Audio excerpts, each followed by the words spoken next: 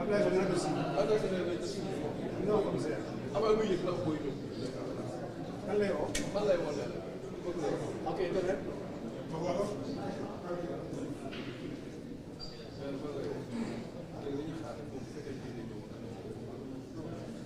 ok internet.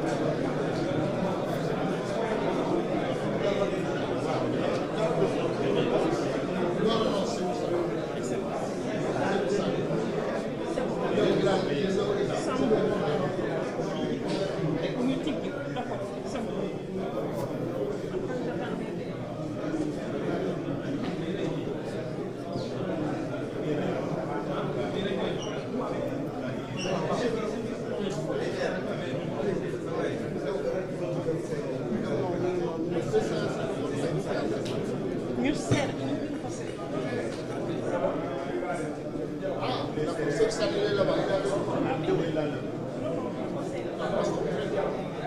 Dans 5 minutes. Non, on est déjà là. Non, on est déjà là. On est déjà là. Tout le monde est déjà là. À côté.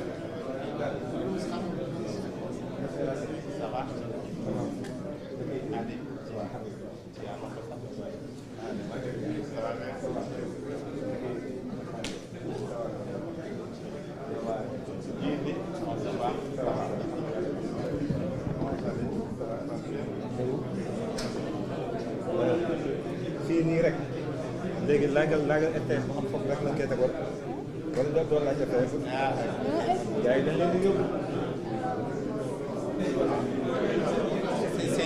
c'est HF ah.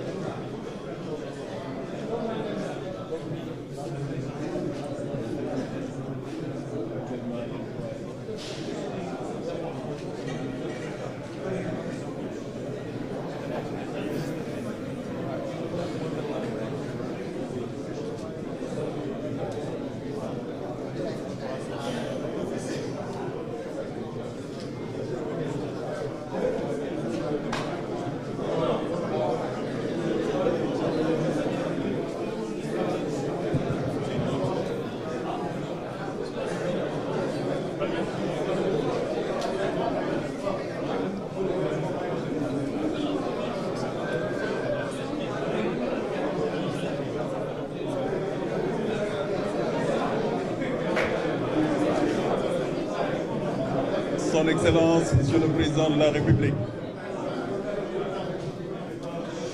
Voilà, nous annonçons s'il vous plaît l'arrivée de Son Excellence, le Président de la République.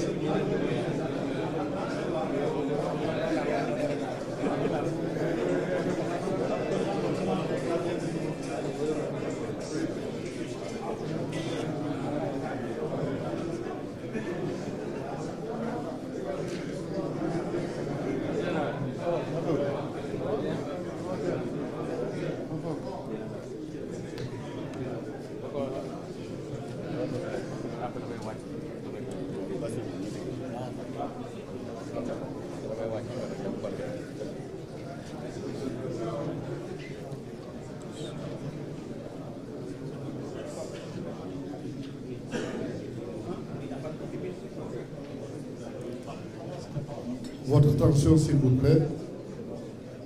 Nous allons démarrer la cérémonie. Excellence, Monsieur le Président de la République, nos hommages à Madame Sall ici présente, Monsieur le ministre des Sports, Monsieur le Président de la Fédération sénégalaise de foot, chers invités, chers joueurs. Excellence, nous n'allons pas entamer cette cérémonie sans vous remercier. Vous remercier pour votre élan de solidarité et de générosité. Vous avez accepté et préféré de venir trouver les lions ici, au Qatar, pour remettre le drapeau. Le peuple sénégalais vous sera toujours reconnaissant et vous félicite par la même occasion.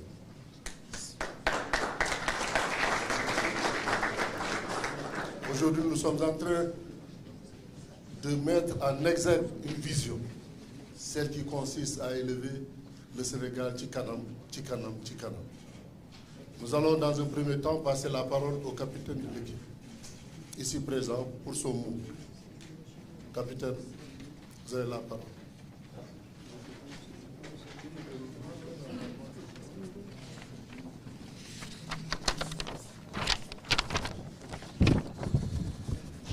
Excellences, Monsieur le Président de la République, Monsieur le ministre des Sports, Monsieur le Président de la Fédération sénégalaise de football, Messieurs les membres du comité exécutif, distingués invités, Messieurs de la presse, chers coéquipiers.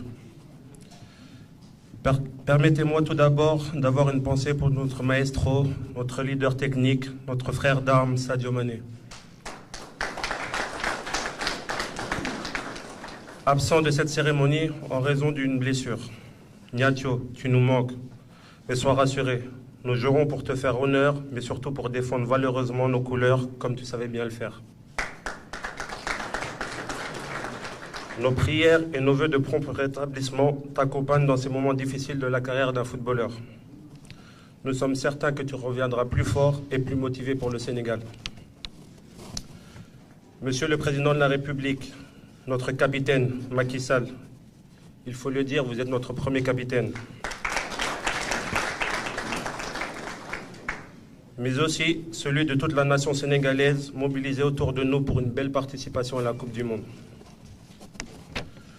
Monsieur le Président de la République, d'habitude, c'est nous qui venons à vous pour recevoir de vos mains le drapeau national. Mais cette fois-ci, la spécificité de cette Coupe du Monde a déplacé notre cérémonie ici à Doha, au Qatar. Dans notre tanière, transformer le temps de cette Coupe du Monde en un bout de terre du Sénégal. Monsieur le Président, acceptez notre profonde gratitude pour ce long déplacement, cette marque de considération et de confiance que vous n'avez jamais cessé de nous montrer. Votre soutien constant pour cette sélection nationale et tous ses membres explique ces excellents résultats ces dernières années. En nous remettant ce drapeau ce matin, à la veille de notre premier match, vous nous donnez l'onction de notre nation, celle de notre peuple et de sa diaspora, pour faire triompher nos couleurs avec force. Courage, discipline, abnégation et patriotisme. Excellence, Monsieur le Président, nous serons les dignes fils du Sénégal et de l'Afrique à cette compétition. Nous porterons haut le flambeau de notre nation et de notre continent. Nous jouerons pour aller le plus loin possible dans cette Coupe du Monde.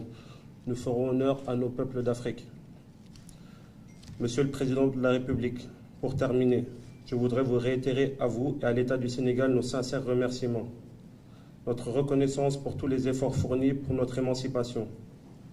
Je confonds à ces remerciements le ministère des Sports, la Fédération sénégalaise de football et notre staff technique pour leur engagement professionnel sans faille. Notre leitmotiv reste le même. Manko, Wuti, Ndamli, tous unis pour la victoire. Merci à tous pour votre aimable attention.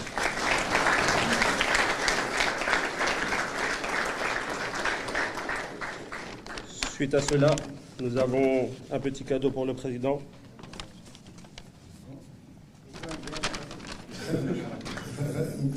Un maillot avec le numéro 27, car nous le considérons comme le 27e lion de cette sélection. Et aussi le brassard de capitaine, vu que c'est notre capitaine.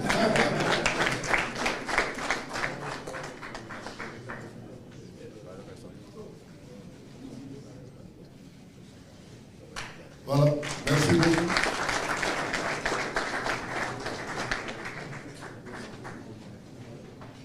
Alors, merci beaucoup, capitaine. Non, j'allais dire vice-capitaine, parce que le capitaine maintenant, c'est son Excellence Macky Sall. Merci beaucoup. Nous allons donc passer la parole au président Augustin Senghor.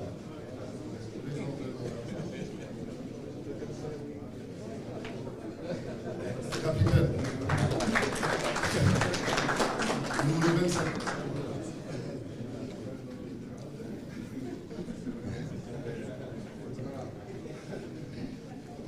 Excellence, Monsieur le Président de la République, dorénavant, sur injonction du vice-capitaine, je dois dire, cher capitaine, nous sommes aujourd'hui ravis, encore une fois, de vous accueillir ici, en compagnie de Madame la Première Dame, à qui, au nom de l'équipe, nous rendons hommage et nous saluons, et qui sera certainement une source de motivation supplémentaire pour nous demain et les jours suivants quand nous descendons sur le terrain.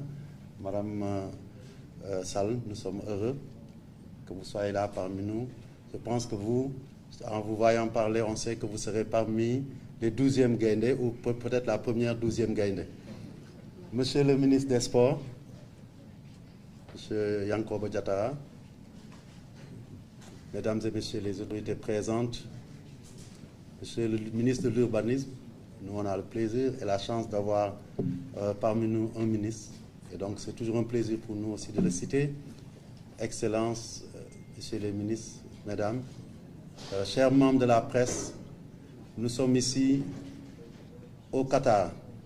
Qatar, ça peut sonner comme Dakar parce que c'est traditionnellement à Dakar que ça se faisait, au Palais de la République. Ici, nous sommes dans le Palais des Lions du Sénégal, à Doha, et nous avons le plaisir d'accueillir notre chef, notre capitaine, à un jour de notre premier match dans cette Coupe du Monde qui fait partie des premières sous l'ère de notre chef d'État, le président Macky Sall.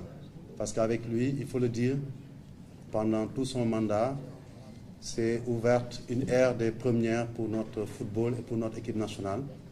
Et la question qu'on doit se poser, c'est quelle première nous aurons pour cette édition, parce que c'est ça notre ambition, continuer à vous retourner ce que vous nous donnez, Monsieur le Président, parce que jamais, et à chaque fois que j'ai l'occasion de le dire, je le dirai, tant que je serai président de la Fédération, jamais un chef d'État n'a accompagné autant le football et autant, et pas plus tard qu'hier, il nous en a démontré la preuve, vers minuit peut-être, il nous a appelé avec le ministre pour nous aider à trouver des solutions.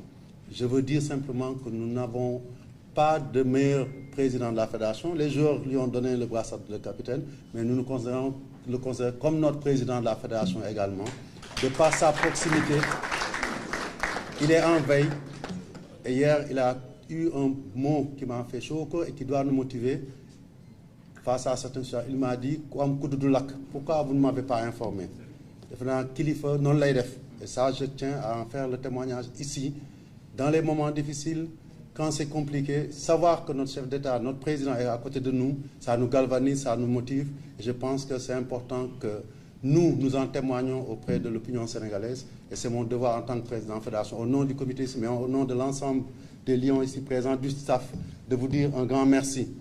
Et le meilleur merci aussi, c'est de continuer à faire ce que nos Lions savent toujours faire et bien faire, c'est parler peu, agir, gagner et continuer à gagner au nom du Manko Woutindamli que vous avez lancé et que continue de nous porter, et j'en suis sûr qu'il va nous porter dans cette Coupe du Monde. Nous n'avons peur de rien. Nous sommes, je dirais, touchés parce que Sadio Mané n'est pas là, mais justement parce qu'il n'est pas là, je sais qu'aussi nous ferons le travail comme il avait l'habitude de le faire, et nous pouvons compter sur ces lions valeureux pour qu'en chacun d'entre eux, on voit un Sadio Mané sur le terrain, Monsieur le Président. Je voudrais terminer, Monsieur le Président, comme je l'ai dit, sur cette Coupe du Monde, nous parlerons peu, nous agirons beaucoup, en plaçant quelques mots aussi pour les joueurs, je l'ai dit, mais aussi pour le staff technique. Monsieur le Président, nous avons la chance d'avoir un staff technique, un encadrement qui travaille bien, qui est en osmose avec l'équipe, qui est en osmose avec sa fédération et avec à sa tête notre coach national, Aliou Cissé, et qui,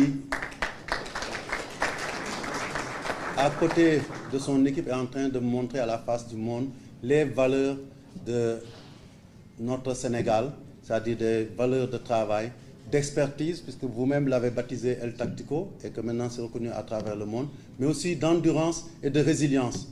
Nous savons aussi tous que, comme en début de l'année, quand nous allions à la CAN, nous avons eu beaucoup de difficultés, mais nous avons confiance en ce groupe. Nous savons que, avec votre motivation, les mots que vous allez leur dire, vous allez les galvaniser et nous transformerons ce qui semble au début à chaque fois être un handicap en atout pour aller vers la victoire que nous souhaitons belle, avec une première.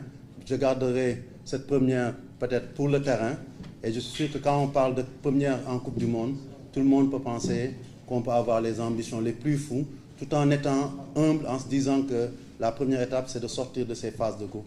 Merci Monsieur le Président d'être là. Vive le Sénégal.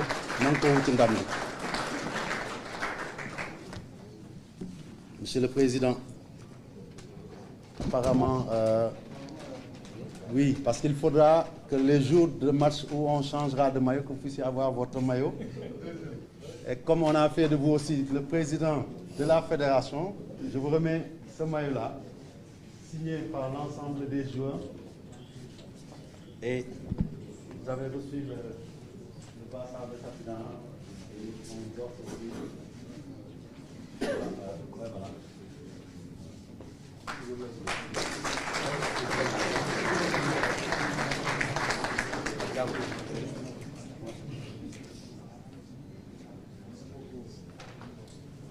Merci beaucoup, Président. Nous n'aurons pas peur. Nous n'aurons pas peur ici, le Président de sincère. Si nous avons un lion de votre dimension, Excellence, Monsieur le Président, nous n'avons pas le droit à la peur. On dit souvent, le tigre ne prendra pas sa territoire. Le tigre saute sur sa proie et la dévore. C'est la même chose. Nous sommes bien assis. Vous êtes le capitaine et le président. Félicitations. Donc nous allons passer à la remise du drapeau, qui sera suivi de l'hymne national. Nous allons chanter en même temps l'hymne national.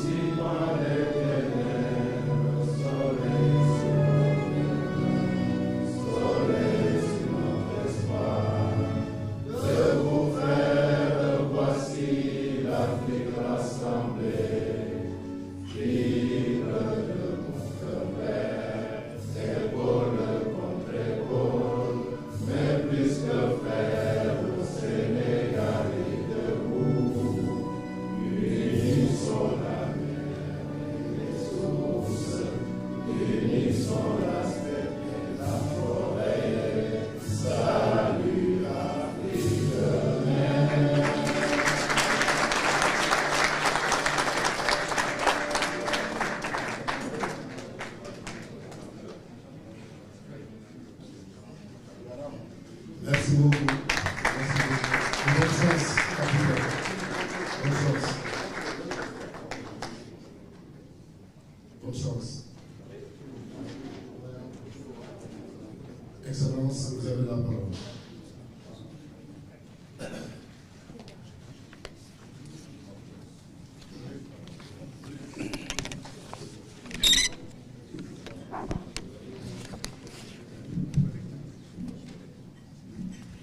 Monsieur le ministre des Sports,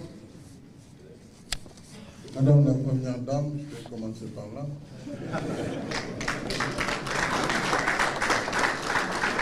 Monsieur le ministre des Sports, Yankoba Diatara, Messieurs les ministres, Excellences, Monsieur l'ambassadeur du Sénégal au Qatar, Monsieur le Président de la Fédération sénégalaise de football, Mesdames et Messieurs les membres du comité exécutif de la Fédération sénégalaise de football, cher coach Aliou Cissé El Tactico, chers Lions, chers membres de l'encadrement technique administratif, chers 12e Gaïndé, Ale Kaza et Lebougui, chers membres de la presse sportive, Mesdames et Messieurs, les contraintes liées à nos agendas respectifs ne m'ont pas permis de vous recevoir au Palais de la République pour vous remettre le drapeau national, comme il est de coutume à la veille de vos compétitions. Pour commencer, je voudrais exprimer ce que chacun de nous ressent ici. Sadio Mané, le Niancho de Bambali, nous manque. Son ombre plane sur cette cérémonie. Mes premiers mots seront donc pour toi, Sadio, pour te dire que nous t'aimons. Nous sommes de tout cœur avec toi. Nos pensées et prières t'accompagnent pour un prompt rétablissement. Nous le savons, le Niancho, parce qu'il aime prendre des risques pour faire gagner son groupe, est exposé aux blessures. Mais nous savons aussi que le Niancho garde toujours haut le moral pour revenir au plus vite dans le groupe, encore plus fort et plus combatif.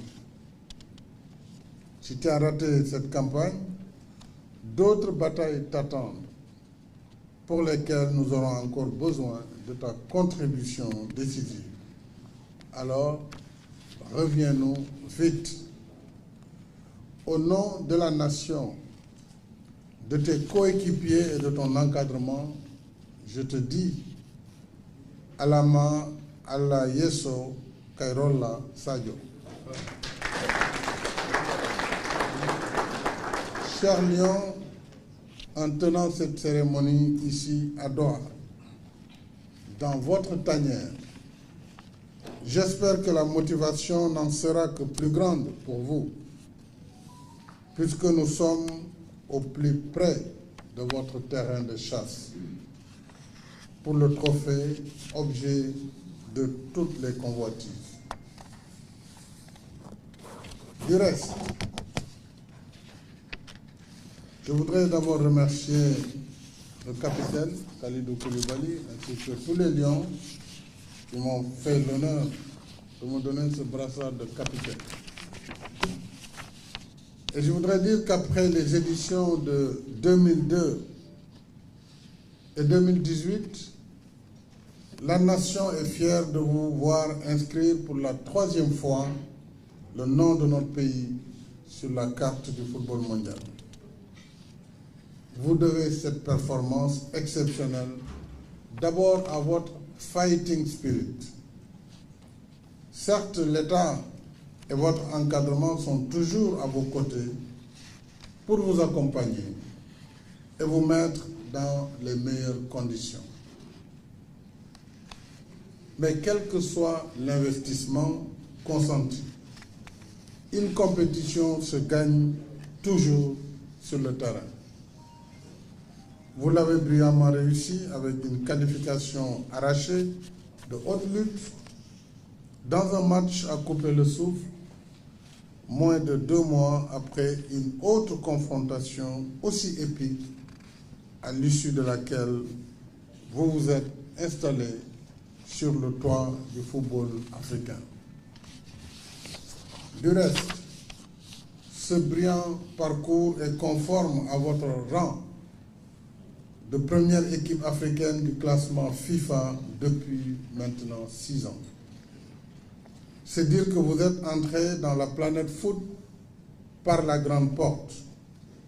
grâce à votre talent, votre endurance physique et mentale, votre esprit d'équipe, ainsi que la discipline et la rigueur que requiert la haute compétition. Vous aurez grandement besoin de ces qualités pour affronter des adversaires tout aussi motivés. Chaque match sera en quelque sorte une finale. Et comme le dit l'adage, la balle est ronde pour tout le monde. Et aucun match n'est gagné ni perdu tant qu'il n'est pas fini. En vrai lion, je sais que vous ne craignez personne, mais respectez tous vos adversaires. C'est une condition essentielle pour aller loin en compétition. Nous vous faisons confiance, car avec votre coach, vous êtes tous des professionnels aguerris. Vous mesurez le jeu et l'enjeu. À chaque touche de balle, vous porterez l'espoir de tout le peuple sénégalais. C'est pourquoi j'appelle toute la nation à l'union sacrée pour faire bloc équipe avec nos lions. Quand le 12e Gaïndé, Ali Kaza et Lebougui donneront le ton au son des tam-tams, des djembés et des asiko, nos lions doivent sentir que de Bambali à Dimboli et Barkedji, c'est tout le Sénégal qui bouge, c'est tout le Sénégal qui vit et vibre à leur rythme pour les galvaniser et les encourager. Quant à vous, chers lions, sous les couleurs nationales, vous êtes en mission. Je vous exhorte à aller aussi loin que possible pour honorer la nation et votre coéquipier qui aurait tant aimé être avec vous aujourd'hui. Et vous connaissez le mot de passe, je vois qu'il est partout inscrit, Dembédier, Woutindamni.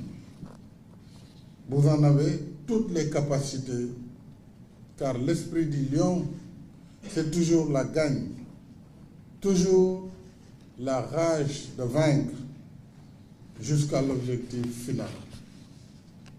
Pour ce faire, je vous engage à cultiver à chaque instant nos valeurs ancestrales de jom, de fit, de fulla ak fayda. Je vous rappelle également qu'en votre nom, nous avons déjà déclaré notre flamme à Damkou, c'était à Dakar en septembre dernier, lors de la réception du trophée FIFA Qatar 2022, quand nous avions promis que le lion se battra de toutes ses forces pour la conquérir, la ramener à Dakar et lui offrir la teranga sénégalaise. Chers lions et chers coachs Aliou Cissé et Tactico, maintenant que l'heure de la conquête a sonné, je vous demande d'y aller. Votre fighting spirit habituel, mais de nous confier la teranga, parce que c'est le lion de la teranga. La teranga, pour le moment, vous nous la confiez, parce qu'un lion qui va à la chasse, il sort ses griffes. Il n'a pas besoin de teranga. En attendant, nous vous offrons nos prières et nos vœux ardents pour une compétition réussie. Je félicite le ministre des Sports et ses équipes, la Fédération sénégalaise de football et son comité exécutif, ainsi que nos diplomates, pour les efforts considérables qu'ils ont déployés dans le processus préparatoire. Ensemble, tous pour un pour tous, allez les lions, Manko, Dembédier, Woutindamni. mbokk yi ñëw naa fii tey ci Doha di capitalu Qatar ngir jox suñu raaya réew suñu équipe nationale muy gaynde yi ñu ñëw nag ci njëlbéen dañ daan daje ci palais de la République ñoom ñoo daan ñëw, waaye ren ni football bi bindoo ak équipe yi laata ñu leen di bàyyi may ñu woon ñu am cérémonie bi ci Ndakaaru, moo tax ma ñëw fii fekk si leen ci seen bërëb ngir mën a jox leen drapeau national. ngeen xam ne yéenay suñuy ambassadeur, yéenay ndaw réew mi, yéen la réew mi yaakaar ci joŋante bu am solo bii. waaye laata may tàmbali nee naa suñu xel ñun ñëpp tey jii mu ngi ci Sadio Mané, ñu ngi koy woowee Ñancho de Bambali, muy gaynde Bambali, ndax gaaño bi mu am te loolu dafa ànd ak football professionnel. kon dañ koy ñaanal yàlla nu borom may ko tànn mu mën a dellu siwaat lu dul yàgg ci football bi ci terrain bi. xam naa ni capitaine Kalidou wax na ko, Kalidou Koulibaly, di ngeen gën a football ndax moom ku ne xam na yitteem ak engagement am ak fulaam ak faydaam. kon tey bu yàlla defee bokkul ci compétition bi, ñun de amuñu benn xel ñaar si ne di ngeen ko taxaw place bi nga xam ne moom foofu la waroon nekk tey. kon yal na ko yàlla jàppale mu ñëwaat très rapidement ci football bi. bu loolu weesoo maa ngi nuyu seen entraîneur tactico muy Aliou Cissé, di ko gërëm, di ko ñaanal yàlla, di leen dënk nag yàlla suñu borom, yéen équipe nationale bu Sénégal di leen dënk suñu borom, di leen ñaanal, di ñaan Sénégal na leen ñëpp ñaanal, ndax équipe nationale ngeen, doo leen équipe bu Macky Sall, doo leen équipe bu gouvernement, c'est l'équipe nationale du Sénégal. kon na ma ko waxee woon ci Coupe d'Afrique bi, képp koo xam ne yow am na loolu yàlla dënk, ñaanalal xale yi, moo xam ci bi ñuy bind la di jàng wala bi ñuy lijjanti, yoo xam daal loolu yàlla may daal dem koo ngir gone yi mën a gañe, wala boog ñu dem fu benn équipe bu Afrique mosul yegg. loolu mooy ndamu Sénégal, mooy seen ndam. kon ñu ngi leen di ñaanal, na leen waa réew mi ñaanal, jàppale leen. ngeen xam yéen it saa yoo leen laalee bal ñëpp a ngi tiit, ñëpp a ngi bouger, ñëpp a ngi tiré, même ñu bokkul ci football bi, ci biir kër yi, ci mbedd mi, fu ne. kon jàpp leen ne mbir mi du ay mbiru foofu, xam ngeen ko doy ndax ay professionnel ngeen. waaye jàpp leen ne tam match bu ne final la ci ñun, ndax juróom-ñaari match moo am ci tournoi bi pour ñu yegg final. kon match bu si ne dafa am solo, bu njëkk bu ëllëg bi, bi ci topp, bi ci toppaat, muy premier tour, bu ñu qualifié dem 8e, bu ñu qualifié incha allah dem quart de finale, bu ñu qualifié dem demi finale. dem final moo ciy topp, andil ñu ko coupe du monde, yal na ko yàlla def. waaye ak lu mën a am, déjà yéen gàcce ngaalaam, seen der rafet na ci àdduna bi te ñëpp naw nañ ñu, te it ñëpp dinañ leen tiit ku war a daj ak Lions yi. da nga gëstu, da nga xool, da nga dem ci caméra yi xoolaat naka ngeen di jouer pour jéem a xool fu mu leen di jaar. kon yàlla am na lu mu leen may, yal na ko yàlla yokk dëgëral. ngeen xam ne aussi nekkalu leen fi tey Sénégal, yéenay yaakaaru Afrique. te ba mu dajee semaine bële ak président CAF loolu la moo wax, yéenay yaakaaru Afrique. donc il faut ngeen sori dem ba demi-finale au moins. loolu c'est un objectif boo xam ne d'ailleurs vous l'aviez fixé au Sénégal. li ci des nag mooy ñun suñu wareef mooy ñu accompagner leen te dinañ ko def.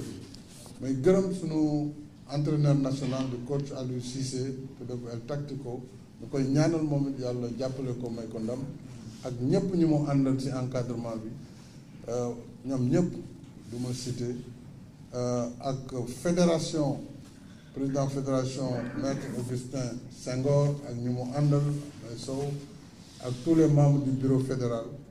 ñu ngi leen di sant di leen gërëm di gërëm aussi ministère bi des sports ak collaborateur u ministre bi ak aussi équipe yi fi newoon yëpp laata lii di am ku si ne liggéey nga ñu sant leen gërëm leen kon daal wax ji du jar a guddal ndax xam naa ni da ngeen war a dellu concentré wu ëllëg yal na leen yàlla may ndam devant Pays-Bas réew la nag bu xaw a doy waar waaye ñoom it man dama gis keroog pour nga ministre ma ne ko da ngeen xam nag noo leen di football ak ñu mu ne ma yéen it bu leen ñu sonal ma xam ne kon ñëpp a tiit kon yàlla dem ndam may ñu jàmm sutural na et puis maa ngi sant ñëpp di gërëm ñëpp.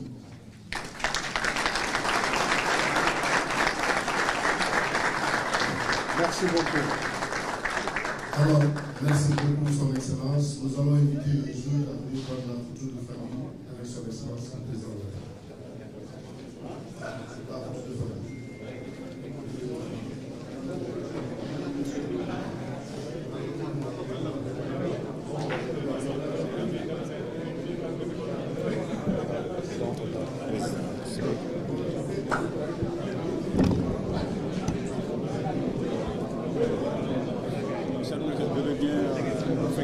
Avec Sissi quoi.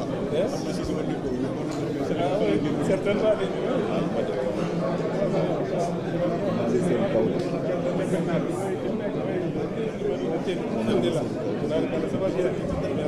Merci.